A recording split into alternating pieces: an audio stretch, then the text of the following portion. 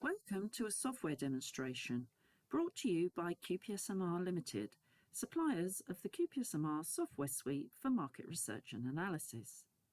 Today we're going to look at some of the features included in QPSMR Companion. The website link will be provided again at the end of this demonstration, so you can find out more about our products and services if you wish. Using QPSMR Companion, it's possible to test data input for just selected entries from your project. This facility is especially useful when setting up long, complex surveys, allowing you to quickly test just part of your questionnaire. For example, you might like to check that a filter is working correctly, in which case you simply select the filter and the program will automatically show all other entries that need to be displayed in order for the filter to be tested. For those of you who are not familiar with the terms used within QPSMR, a filter is an entry whose definition describes a subset of respondents. Filters can be used to control when questions are displayed during data entry. To show you the Selected Entries test facility, we will open an existing questionnaire definition file about chocolate consumption called chocolate.qdf.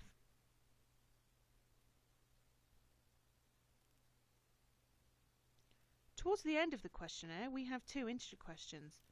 Q4A, in percentage terms, how much of the chocolate you eat is consumed at home, and Q4B, in percentage terms, how much of the chocolate you eat is consumed outside of your home. Although both of these percentage questions have a setting applied so that only a value of between 0 and 100% can be entered, we also need to add together the responses given to these two questions to ensure that the total equals 100%. To do this, we created an integer variable called vq4ab to add together the answers from Q4a and Q4b. We then created a hold filter called fhq4ab to halt data entry if the total does not equal 100%.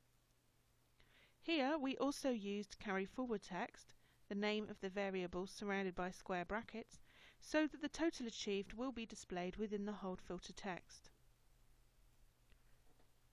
To test that the hold filter is working correctly, firstly, if necessary, we should save our work using the toolbar icon.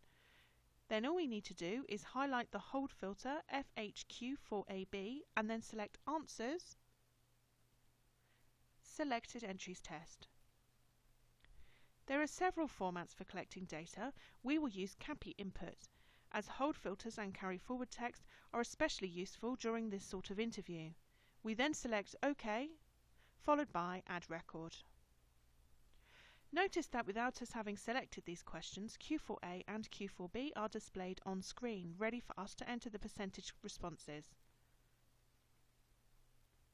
Firstly, at Q4A we will enter 20, and at Q4B we will incorrectly enter 90. As 20 plus 90 does not equal 100, the hold filter is displayed, explaining our error and showing the carry forward total of 110%. We can then highlight Q4A and use the Go To Selected button to check our answers. In our test, assuming the 20% entered at Q4A is correct, Q4B should be 80%. However, to further test our questionnaire, we will firstly enter an incorrect value of 800. Notice the red out of range bar appears at the bottom of the screen and we are unable to move on. Next, we will click in the Q4B box, delete the 800 and enter another incorrect value, this time just 8%. Once again, the hold filter is displayed with the carry forward value of just 28% within the text. We can then highlight Q4B and use the Go To Selected button to finally enter the correct answer of 80%.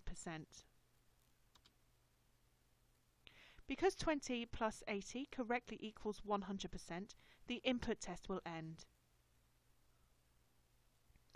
As we are happy that the hold filter is working correctly, along with the range settings and carry forward text, we will close input and return to the main window.